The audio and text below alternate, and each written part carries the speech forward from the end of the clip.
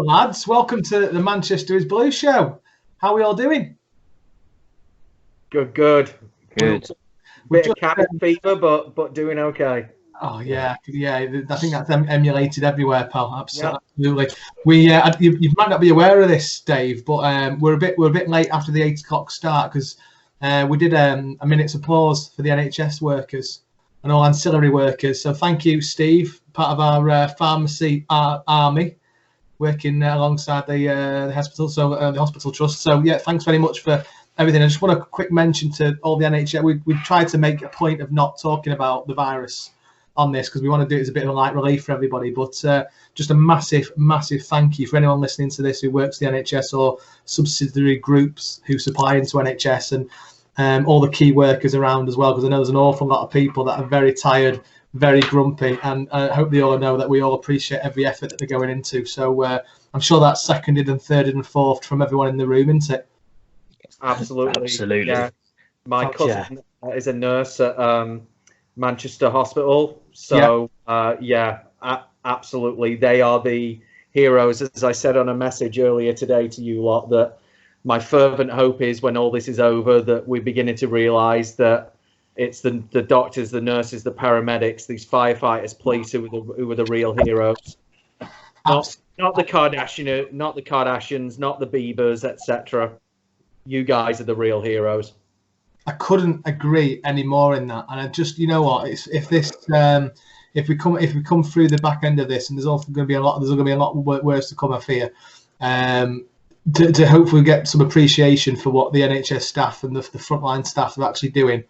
I don't think there's going to be enough praise in the world to give them at the end of this. Absolutely not.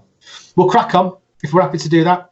We're starting off today with Who Am I quiz. Right, I thought I'd give you an easy one the other day. I think this one's a good one as well. So I hope you all got your thinking caps on. Are we ready?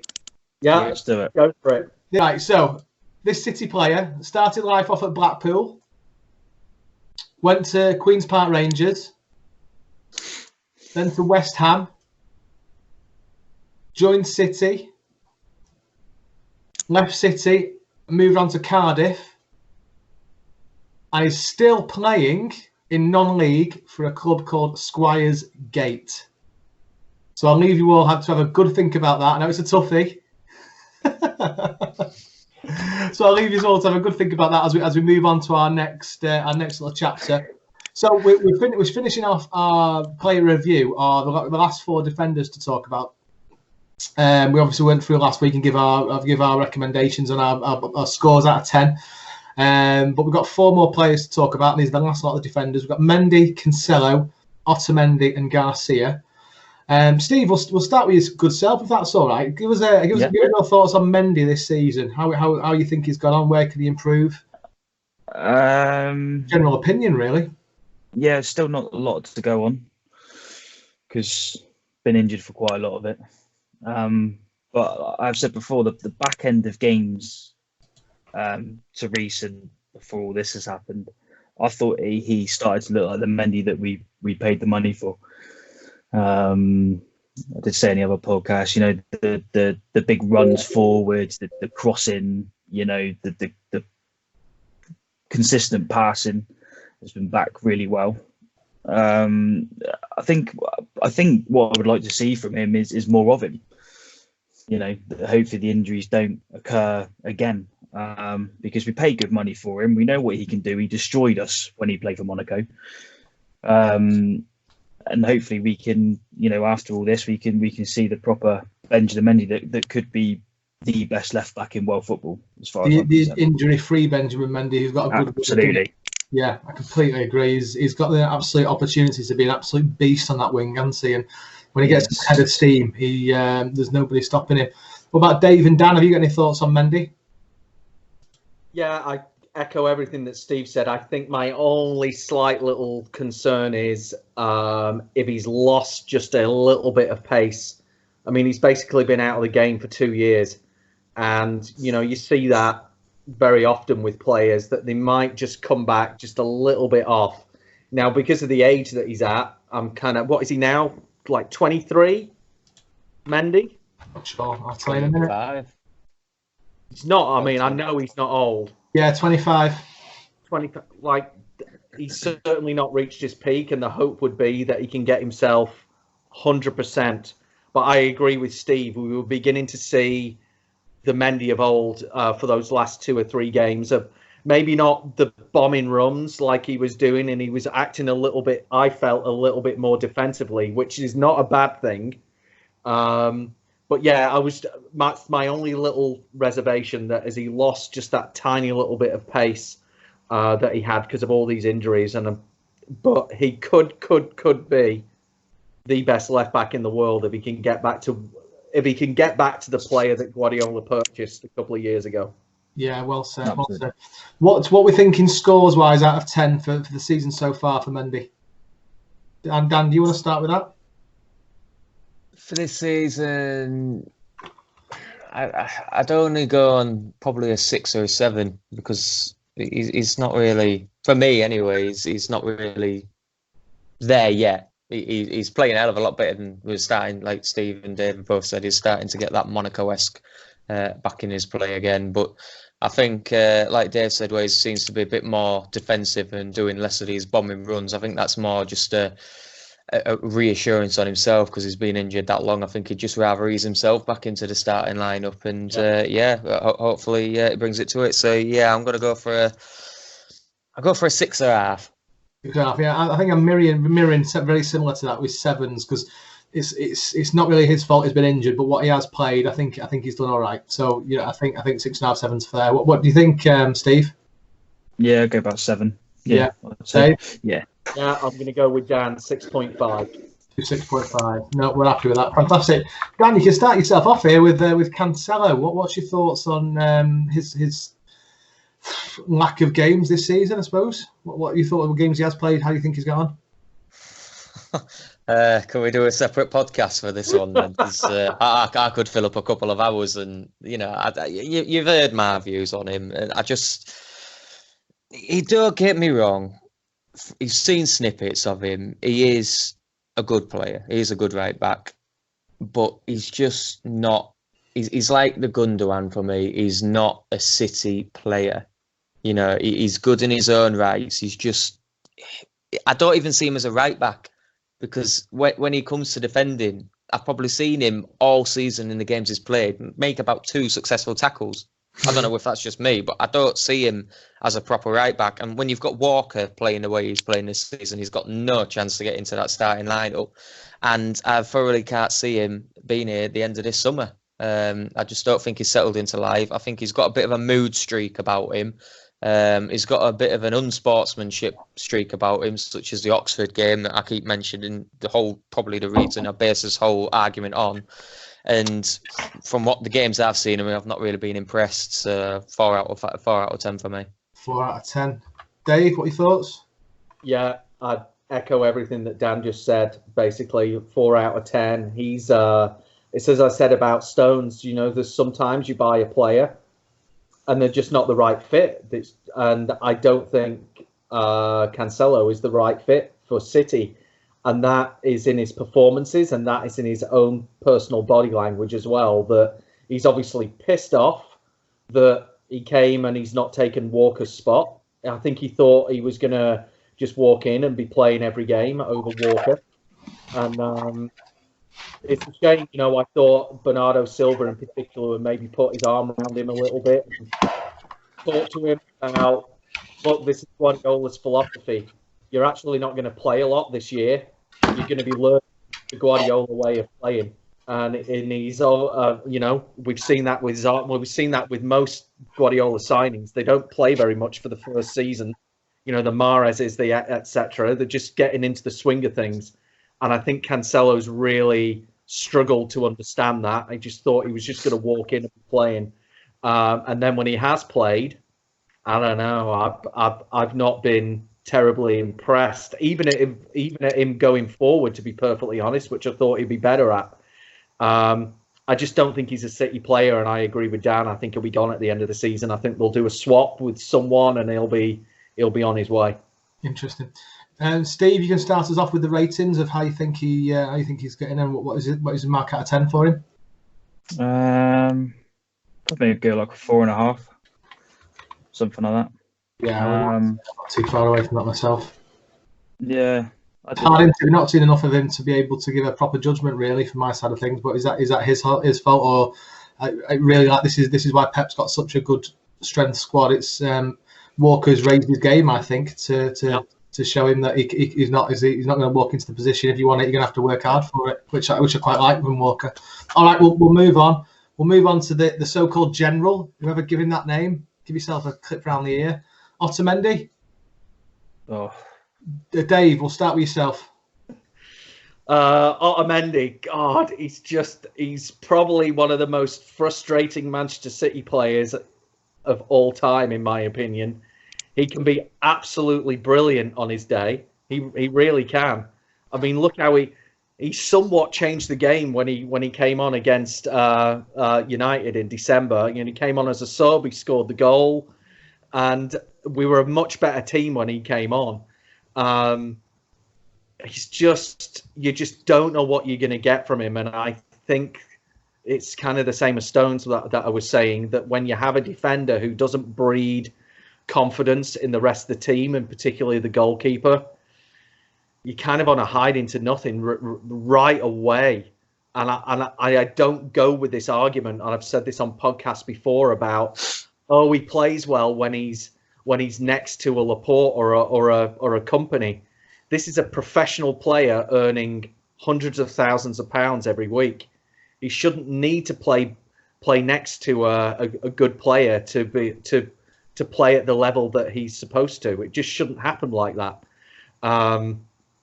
Too hot and cold for me. I think he will go at the end of the season as well. I think he's gone. I would probably give him, because he's had some okay performances, I'll go with a 5.5 out of 10. Interesting. Steve, what's your thoughts rating-wise? Probably go with, I'd say what Dave said, probably about a 5. I just think he's so predictable, and when, unfortunately for us, most of our games are live on telly, that Gary Neville always commentates on it, but he always says that that precise moment, that last moment, Otamendi waits and waits and waits and then dives in every time. And every time that Gary Neville comments on us, he seems to play, and it's just the same thing. The one thing I agree with him about, and a lot of pro players listen back to commentaries and all that sort of stuff, and you would think, why do you keep doing it? But it is simultaneously every time. That's why he's given away so many free kicks, so many penalties. I mean, I think it was one not that long ago, and De Bruyne just looked at him. I think it was that quite famous picture. Just looked at him and was like, "What are you doing?" Luckily nothing. No, Nico, was that one, wasn't it? No, Nico. Yeah. Luckily nothing came from it, I don't think. But when your own players are turning around and you thinking, "Man, this guy does it constantly," it must be. But yeah, it's probably about a 5 for me, just because he has been loyal to us as well. Yeah, that sounds good to me. That's fine. And Dan, is it yourself left for ratings? Yeah. I'm in a different boat. I think he could be our captain next year. Obviously, I'm joking. Come on. Jesus Christ. No.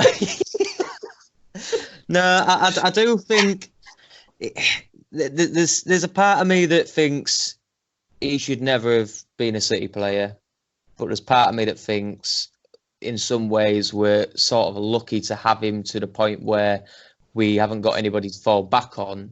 We'd rather just fall back on the experience. And I completely agree with both of what's been said. He's reckless. I think that's the only downside to his game. If he was able to time his tackles right, time his decision making right, we'd be looking at one of the Premier League's greatest centre backs, because he has got it in his locker. He's got it in his locker to have a really good game, but his decision making and his timing is atrocious. And I think sometimes the pressure of the league and the calibre of players in the opposition just get to him a bit now. And like Dave said, we're talking about an international player here. He's played God knows how many games for Argentina.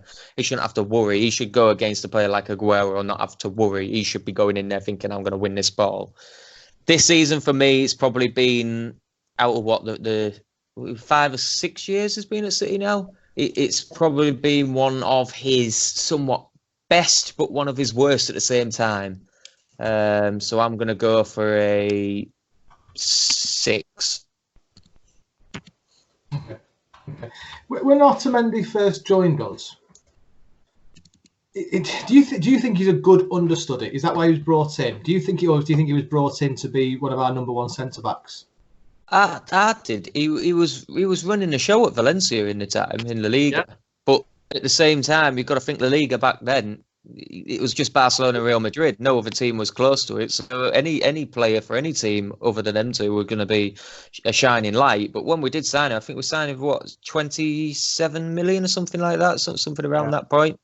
That he was the ready-made centre-back. He was 24 years old. We were expecting him to fall in next to Company, and those two were going to be our centre-back partnership for the next 6-7 years. And you're right. 28.5 million he came in for, and he's 32 now, so he's knocking on the door of waiting for the younger ones to come through. 32. I thought he was younger than that. Yeah, I did too. But yeah, Dan's right. I mean, he was pretty much La Liga's top-rated central defender when we purchased him, and it's that thing again that some players just don't translate that well into other leagues, and they struggle a little bit. And he's played plenty of games for us. I was just looking then since he signed, but he never just got quite there, has he? To be perfectly honest. Yeah, 128 games and he scored 8 goals in that time. Yeah. Interesting. I'm going to talk about now a young lad who I've said on probably every other podcast. If the Premier League season starts again, I want to see him playing every game until the end, and that's Garcia. I love this lad. I rate him highly. Dave, I'm going to echo your words. I'm going to pinch your words here, Dave, from saying that if we don't start playing him more, we will lose him, and he will be a shining light in Europe at some point in his career. So we need to start playing this young lad. And I'm a bit unsure to why Pep doesn't play him over the likes of Otamendi, who's coming to the end of his career. Agreed. Yeah, we're gonna surely we're gonna have learnt our lesson from Jadon Sancho. And I'm not saying for 1 minute that was all on Manchester City losing him. It was quite obvious that Sancho wanted to go. I get all that, but surely we've learnt a lesson from that when a player of that caliber is wanting to play and deserve to play, we've got to be playing him. We can't be putting an Otamendi or Stones in there when you've got Garcia, who really is going to be one of the best central defenders in the world in 2-3 years if we play him. The only saving grace for us, is as long as Pep stays, I think he'll stay. Garcia is from Catalonia. He's 19, as a young lad. He came from Barcelona, I think. He did come from the Barcelona academy, didn't he? Yeah. Uh-huh. Yeah. So that's the saving grace for us. I think as long as Pep stays, he's going nowhere. I think there's very much of a father figure there, because obviously him growing up through that academy at Barcelona will know of Pep, and Pep potentially would have managed him at some point in his youth career as well at the Barcelona B team. So for me that's the only saving grace for that. But I just want to see him more. I just want to bud him, get him playing. Yeah, frustrating not seeing him playing. Dave, we'll start with you on this. What's your rating of Garcia from what you've seen of him? Oh, from what I've seen of him so far, I mean, I'm going for an 8 out of 10 because 5 games he's played, and I don't think he's put a foot wrong. I think his position's been a bit off on occasions, but for me, for the 5 games, I've been impressed. He's incredible, and he's homegrown, and we have to keep him. It's as simple as that. We have got a potential future City captain, a potential future Spain captain, and could be an incredible leader for us. But literally for the next 15 years, he's just turned 19. He was 19 in January. Bonkers, that, isn't it? And he's 6 foot. He's not a tidgy lad. He's 6 foot. He's a definite centre half material. Yeah. Definitely. He's probably taller than Barton. And his reading of the game, which is so important for a central defender. They always talk about that with Bobby Moore, that never the quickest, player, but, when you've got the likes of Pele saying it's basically the best defender I ever came up against, then, they know their stuff. And it's all to do with Bobby Moore's awareness. He was just 2-3 steps ahead. And I see exactly the same thing with Garcia. He just reads the game incredibly well for someone so young. And having someone like him next to Laporte, my God, that for me could be our absolute dream team of a central defence for literally the next 5-10 years. Yeah, I agree. Completely agree. What's your rating, Dave? What are you going for? 8? Definitely an 8 for me. Yeah. Steve, what are your thoughts? Yeah, again, just mirroring what Dave said. I mean, I don't know how many clean sheets he's got in those games as well. Because I think the 2 that I know that have been on live on telly that we've managed to see, 2 clean sheets. Don't think you can get much better than that, can you? And an overall good performance as well. I don't know what he has to do really to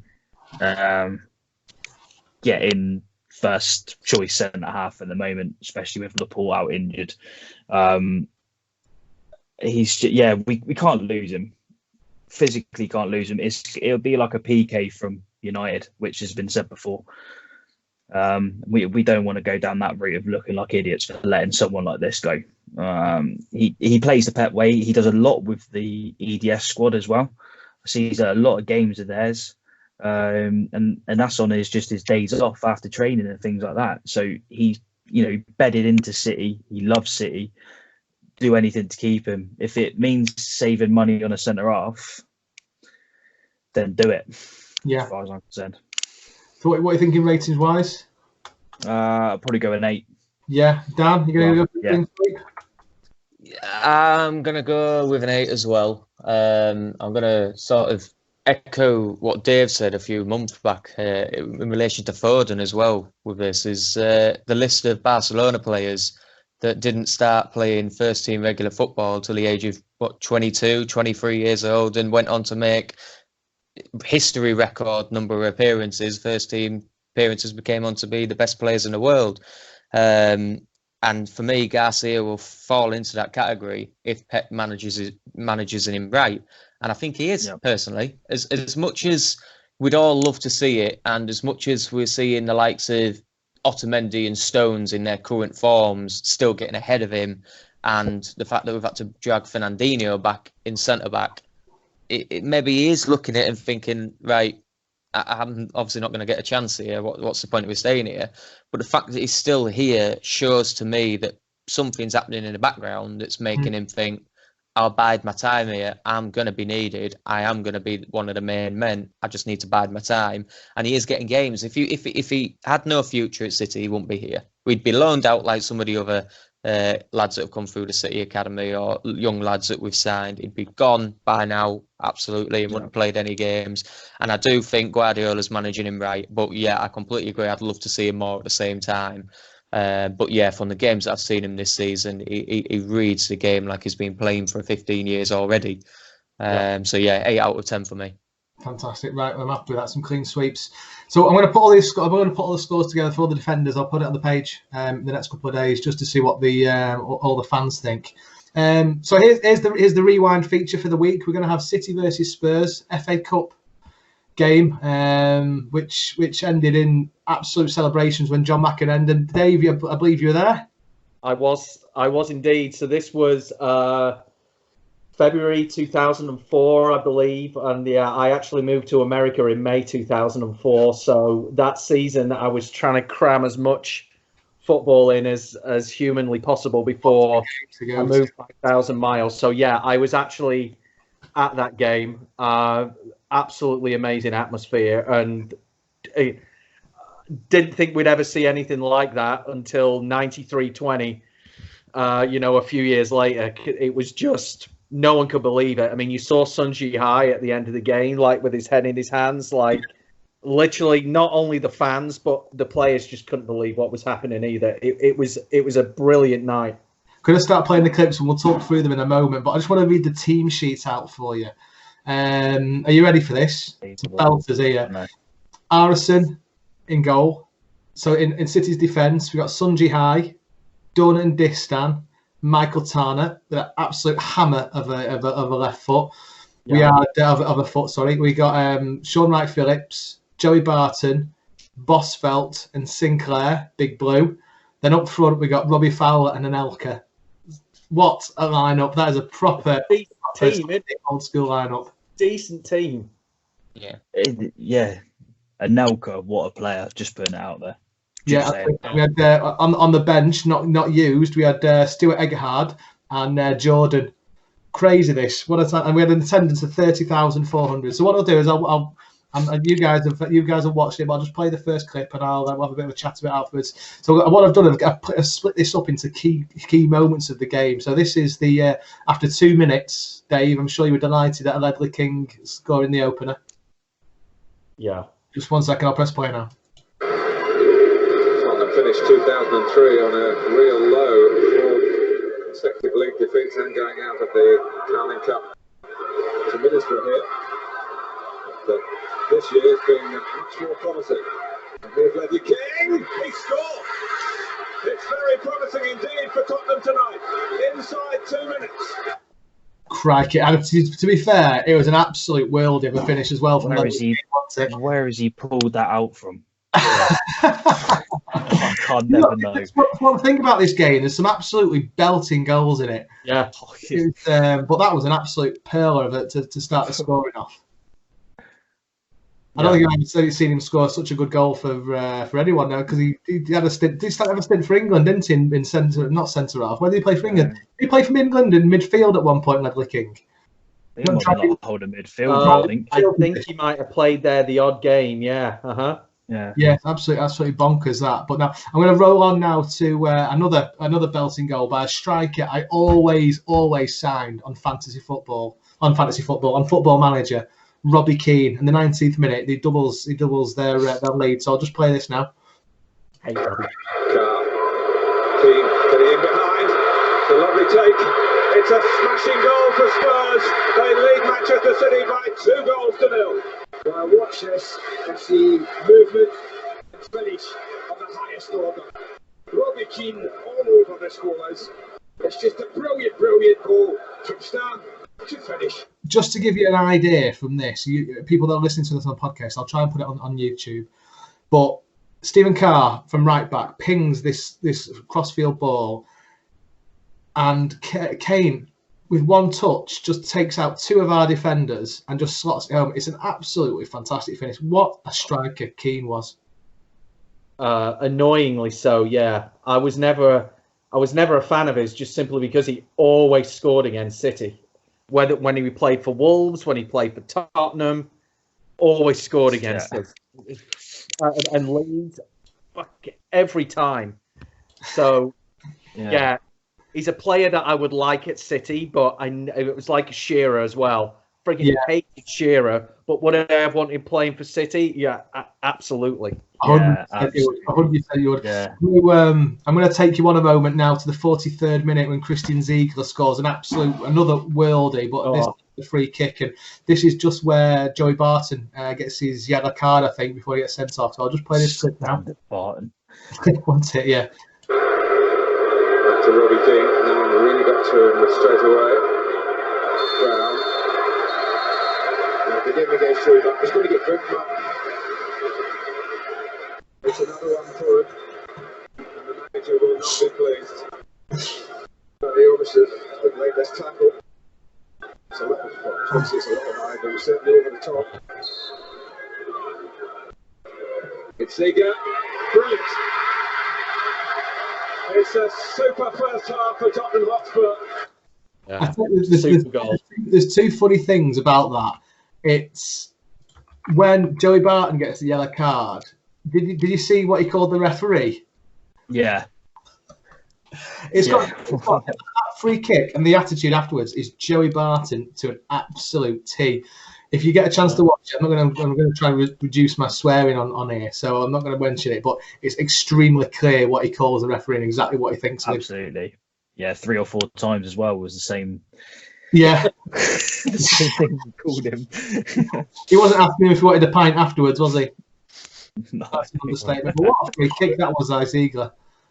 Yeah. Honestly, Dave, at this point, at 3-0 down, were you wondering what time the coach is going home? there had been talk about that because, we'd all come down from Manchester and, to face that when we felt really that this could be our year again. Certainly through the mid-90s, there was definitely a feeling, I'm sure you'd agree, Tom, that, we weren't going to win the league, but we had a decent enough team to get into the final of a League Cup or an. I agree with you. This is why League Cups mean so much to me now. Yeah, and that's what my post was, a few days ago about that winning mentality. That you look at their players on that team sheet; those are good players. That's a good team, but we didn't have that mentality just to try and just take it that next step. But I think there was a bit. It was more of at half time because we've not even got there yet with the bloody Barton red card. But there was more of this sense of fucking hell. Like I left work early and got my arse down to White Hart Lane for this, and got yet another season now without us winning anything. But there certainly wasn't any. Oh, let's just leave now and beat the traffic. It was definitely, I think us City fans are a bit long in the tooth, and we're going to go fuck. Even if they score another 5, we're still staying till the end. It's just one of those things. It's funny because John Macken was interviewed after this game, sometime after the game, and he said he would, as he came. I mean, what was the manager? Keegan. Keegan said, at half time, he was like, "Listen, lads, got nothing to lose. Go out and play." He wasn't even angry with them. Wasn't shouting with the players whatsoever. And as the players came out the tunnel, they could hear the City fans cheering, and they were looking at each other like, "What are they on about? What's going on?" Yeah. But that's just City fans to a T for me. Brilliant. That just sums us up, doesn't it? That Brilliant. We're all going to look on the bright side of things, and we knew that we weren't the greatest team, but we're going to give it a go. And I'd like to think that us fans had a little bit of say on how those things went in the second half, and just really got behind the team. From that when that first goal went in, which you're going to show. Yeah. I think there was that feeling already that fucking hell, we might do something here. And speaking of that goal, here comes the Sylvain Distin fight back. 1 second, I'll play it now. Lovely goal. If you've joined us late, Barton sent off in unusual circumstances after the half-time whistle's gone. Nelka off injured prior to that. Here's Fowler.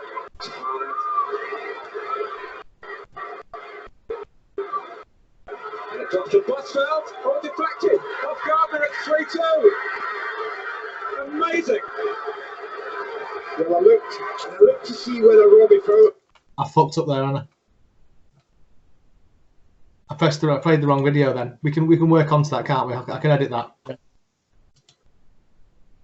2 seconds. I think I've missed out this score there. Which goal was that? Was that the second goal for City? Bosvelt was second. Yeah. You can tell I did this like 4 minutes before I came on here, can't you? Right. Okay. Yeah. So we'll have a bit of an edit of that. I've lost the Sylvain Distin goal there. That was a header, wasn't it? The cross came in, header. Yeah, it was that free kick, and they just completely left it. Yeah. What a ball from that free kick, though. Yeah. It was, what a cracking header, there's a placement for it. One thing that Distin was always good at, was good in the air, getting up like a salmon, always be able to get his head on the ball. So I always appreciate that with Distin. And when he left, I was gutted when Distin left. Did he go to Portsmouth straight away? Did he go to Portsmouth or Everton? Was it Everton then Portsmouth? I can't remember. Yeah. I thought did Harry Redknapp not sign him for Portsmouth? Yeah, I thought it was Portsmouth, and then when Portsmouth went under, I think he signed him, didn't they? Is that when Everton. He went to Everton, and then he went to Bournemouth? Bournemouth after that, yeah, and then retired from there, didn't he? Yeah. What a fantastic header, and we'll talk about that in a bit more detail. But we'll talk about the second goal now, which was a huge deflection. So at 3-1, Dave, what were you thinking when that went in? Are you thinking this is got a goal, got a consolation? Was the mood in the City away end thinking actually we can do this? I think there was already that. If you look, you saw the Spurs players' heads drop a little bit, even when that first one went in, and they were still winning by 2 clear goals. Because what also had happened is, if you looked at the entire game, that our keeper, I've forgotten his name again now. Arason. He made some absolute worldy saves, like first and second half. I'm like, they could have scored 4 or 5 more, Spurs, and our keeper, who had just kind of been brought in as a reserve, it was just his night. And I'm glad you mentioned that, because I've got a video clip of that. Of Ziegler had a free kick and Arason made what a save that was with his right hand. He just came over and just pushed it onto the crossbar. Absolutely fantastic. I mean, I met him. There was a supporters club meeting probably like 4 or 5 weeks after that game, and funnily enough, Distin and Arason, the keeper, were there, and he was just basically saying, yeah, I don't think I'll ever play as well as that again in my life. Like, he just like bloody, I don't know, Edison or Arason or something like that night. There was some saves that he made. You were just like, oh my God, how did he do that? And you saw the Spurs heads dropping a little bit. And then in the same time, the Spurs fans got quieter and quieter and quieter, even when we just got 1 goal back. Because I think there was just that sense that, fucking hell, they're playing just without any fear here, City, and they might do something. They could quite easily come back to it, and it's a lovely feeling into it when that happens. Yeah, we've got a clip of the Ziegler free kick, which I'll play. But then we move on to the 69th minute, and Paul Bosvelt with one of the most wickedest deflections I've seen in a football game. It's even worse than, I don't know if you guys remember, City played Sheffield United away, and a beach ball from the City end came on the pitch, and the football hit the beach ball and went past Joe Hart into the bottom corner of the net. Honestly, I was right behind that as well when it happened. Absolutely fuming. That was a cracking deflection, but this by Bosvelt was an absolute belter. And you could just tell then, somebody ran into the net, grabbed the ball, straight back to the centre circle. Come on, lads! And the City players, City fans were absolutely mental, and you could hear boos starting from the Spurs home crowd as well. So you always know when you start to get the home team against you, the home fans against you, something special is going to happen, don't you? Yeah, and that's exactly what I mean. That it just changed so suddenly. They missed a couple of chances, or our keeper made a couple of really good saves. We got the first one in, and then the fans, the players just seem to recoil that, like, something's going to happen here. Yeah, absolutely. And it did happen with one of my favourite players, Sean Wright-Phillips. I'll play this video now.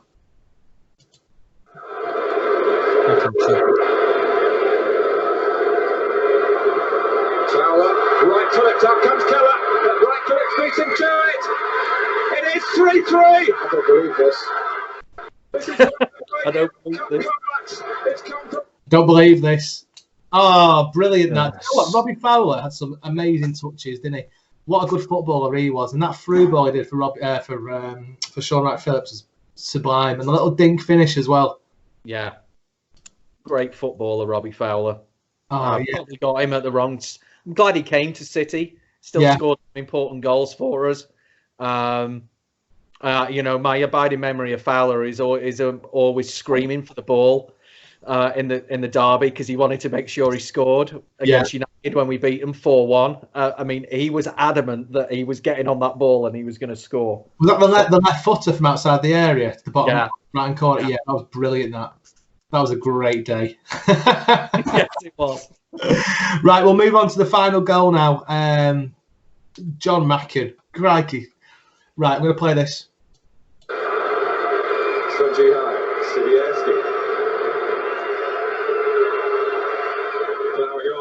Squeeze it to Turner. There's just a bit of tugging on Macken. He scored! John Macken! Tottenham Hotspur 3, Manchester City 4. Fantastic. Sibierski to Tarnett to Macken makes it 4-3. A brilliant. I've got a massive smile on my face. I can remember the game as if it was yesterday. Yeah. I'll tell you what, going into school the next day was absolutely amazing. Dave, you must have felt the same going into work. Yeah, I mean, there was some celebrations after that as well, and it made the journey home significantly better. But again, kind of when we won that, then we're thinking, shit, we might have a chance of winning this trophy now.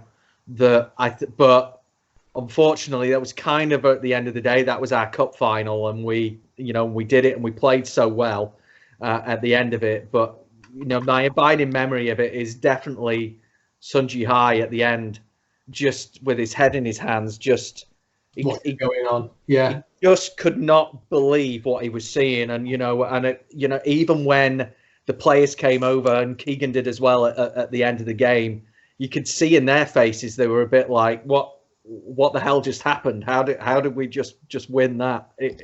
It was one of my best nights as a City fan, without a doubt. Brilliant. Right. Well, I really enjoyed that little feature of a little rewind, and I want to do one next week, lads. So have a think about what games we can review, and I'll put it out on Facebook and Twitter as well, and see what everyone else thinks. I've got a couple of ideas of games I'd like to watch again. Have any jump to mind for you guys straight away while we're thinking about it? What era? What era? What era? Yeah, I was going to go the 6-1 Old Trafford. Oh, Semi-final FA Cup. Yeah. United. Yeah, United. Yeah. I think going back to my Kipax days, the Manchester City 5, Spurs 2. What a game that was! What a game! Good shout. Yeah, no, I like that. There's some free options there. So what we'll do is we'll put those 3 games out there, and I get a feeling the 6-1's going to be the winner. I think we know that's going to happen, isn't it? Pretty sure it is. We'll stick it out there, and we'll see what everyone says. So we'll move on. Not much news knocking about at the moment. It's a tough old stretch, and I've seen an awful lot of press talking about the top 10 clubs have written to CAS demanding that City's Champions League suspension remains in place. Have you guys read much into this in the last couple of days? I've seen a bit. Yeah, we know what teams they are. There was a big thing with Sheffield United, wasn't it? Yeah, Sheffield have said that Sheffield are the only team that have not gone against it, aren't they? Yeah, which was, quite nice to see. But yeah, obviously, there's just worried about us. That's why we're now a massive threat in world football. I don't care if I'm being biased. This is our podcast. We are, and they are. Because especially this season, we know now that Pep obviously wants it that much more. But like that Real Madrid performance just showed it for me. I don't care. Everyone was a weak Real Madrid, whatever. We still had to go there, and we still won, and we played brilliantly. I just think most teams will fear us now, and they will fear us more next season, even more so, because this thing with Liverpool now, even if they win it or if the season starts, whatever happens, we will not let that happen ever again. As far as I'm concerned, as long as Pep's in charge, he won't let that happen again, because he'll find that he'll go home and he'll just feel embarrassed that they are 22 points ahead. It won't happen again. Yeah, no, I completely agree. And we'll go out and buy, and that moves me on to my next few points. There's 2 players that I've been doing a bit of research on. Dave, Dan, you're gonna like this one, because this player has been rumoured with City again. He's 22 years old, plays at Benfica. I think you know who it is, don't you, Dan? I've been on a few dates with him. I'm not afraid to admit it. Well, one of the prominent names that on the short list for replacing Vincent Kompany's mantle is, as we've talked about, obviously Garcia hopefully getting through the ranks, but Ruben Diaz. What a player this lad is going to be. He's 22 years old, and for somebody who's so young, he's got such an old head on his shoulders.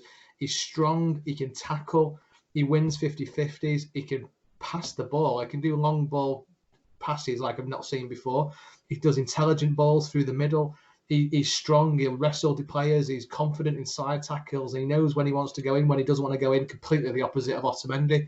And for me, we need to, from what I've watched in the last couple of days of this lad, after hearing more rumours about him, we need to sign this lad. We need to do what we need to do to sign him.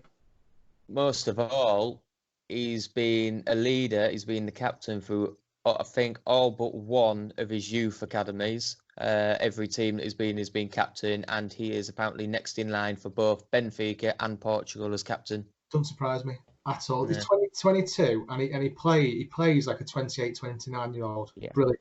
So yeah, no, I'd be more than happy to see him come on board. There's also been obviously the rumour mill with the bloody German press. They're still all over Sane. They're like flies around you know what. So it's obviously a slow news day. But City have been linked with Ferran Torres, the 20-year-old winger again at Valencia. As a potential replacement for Sane, and I could see why. I think he's a good fit. I think Guardiola would get the best out of him. He's a wide, versatile lad who can come inside, play on the outside. I think he could work well with the attacking midfielders that we've got. And he's only 20 still, and I think he's made looking at the stats here, 88 appearances for Valencia, and scoring 9 goals. But you know, for me, he looks like a ready-made Pep player in the making. I don't know if you had to see much of him. Nah, not really. No, I'll share a YouTube video on the page, but he's he looks the business. Yeah, I've seen plenty of him. I watched quite a lot of La Liga, and he's got pace, and like you said, I didn't realise he was as old as 20. I thought he was still 18, 19. He's going to be arguably one of the best wingers of the next generation, without a doubt. He's got pace, he's got ability. He's basically Sane of 5 years ago, all at height. he really has got it. Yeah, I agree there. That's a bold statement. We'll get a couple of YouTube videos on the Facebook page. Right, we're going to move on. Has anyone else seen any? Go on. Yeah, there is another transfer rumour regarding left back. City apparently now in the hunt for Porto's left back of Alex Telles. He's apparently going to be up and coming our number 1 target during the summer, and he's a ready-made left back. But oh my god, he's a brilliant player. What's his name? He's awesome. Alex Telles. Telles. Yeah. Telles. Yeah, But at the same time, I don't want him. I want another Benfica lad in Alejandro Grimaldo. He's another left back. He looks phenomenal. Yeah, he does. He does, but I think Barca are after him, aren't they? Yeah. I think. Some YouTube clips of these two players, mate. I need to do some research. There was 2 that the one was Martinez from Inter Milan. They're saying Aguero's replacement. Like for like, Argentinian, scores goals for fun. There's a lot of talk with him. And then, no jokes aside, I have a mate who's a Brighton fan. Right, no, it's no joke. It's not agent. But he did. He watched the podcast and then he messaged me and he said that he knows that Dunk has been spending a lot of time in Manchester. Agents. This was before COVID, and yeah, apparently he was up there quite a lot. You're obsessed. Our side, not red side. I very much hope so. I think would you go on a 2-day bender, wouldn't you, if that happened? Yeah, I would. Dunk. I'll go with Lewis Dunk. I would. Yeah, go with Donkey. Absolutely. But but the Martinez one was quite a new one though. I'm happy with that. Has anyone seen anything else in the news they want to talk about? No, I'm happy with that. Right, we're moving on. So I'm going to put this on the page, but I've got 2 5-a-side teams for you 3 to have a think about. Okay. So I want to. Who would win a game out of these 2 5-a-side teams? You ready? Yeah. I'll be posting this on the page, so you don't need to talk about it much now. So we've got Team A. We've got Ederson, Vincent Kompany, Fernandinho, Kevin De Bruyne, Sergio Aguero. Okay. No point giving us the other 2. Are you ready? Are you sure about this? I don't think you're ready for this, pal.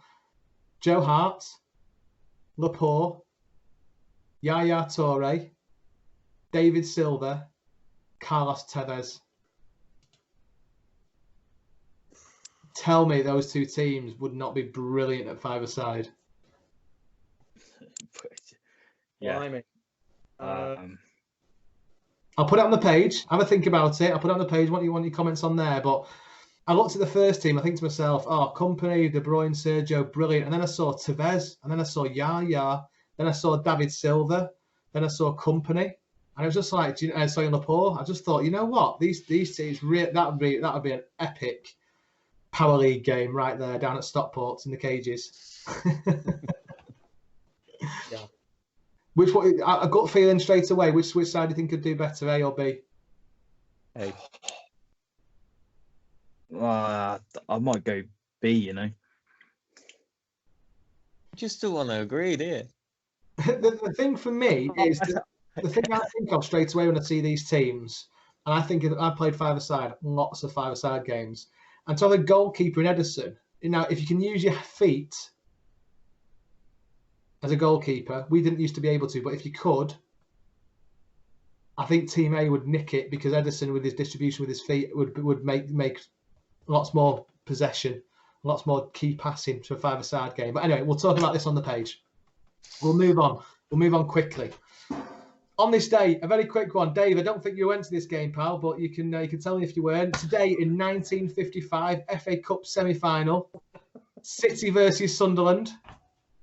He was there.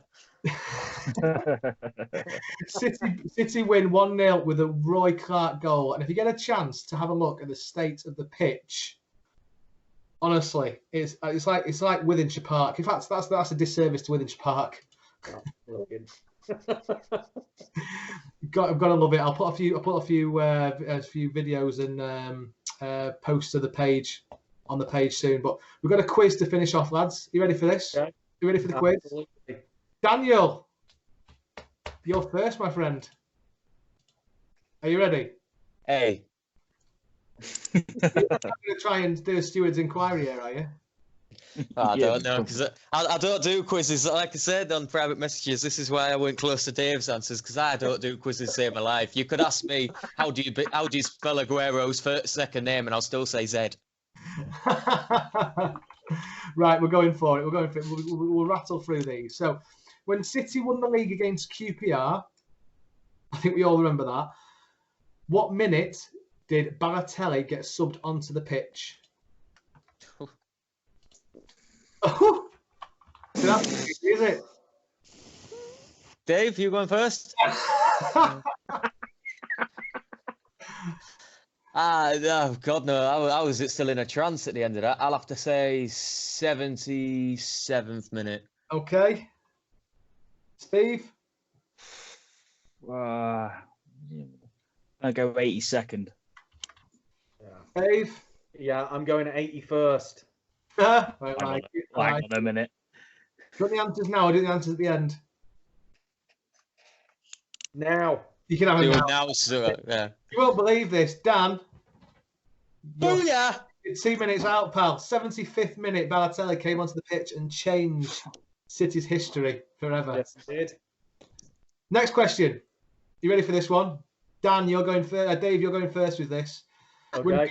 When Gota scored his second goal against United in the last derby at Main Road, who provided the assist? Eyal Berkovic. Yes, mate. I thought you'd get that one. Well done. I was there. I hugged Gota after that second goal went in. I was in the stand. I love it. Right, there's a tough one here, guys. A tough one. Colin Bell scored one league hat-trick in his career. Who was it against? And you get a bonus point for the correct score. Go on, Dan. God knows. I think no. Go on, Dave. It's possibly Newcastle. I'm going Newcastle.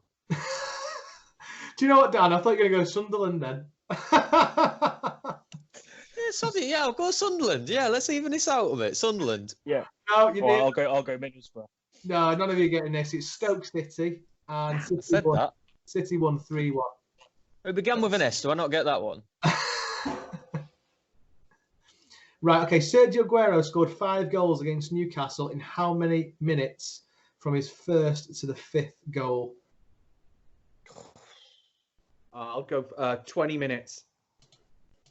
Who was that? Was that Dave? Yeah, I'm going 20 minutes. Steve? I don't know.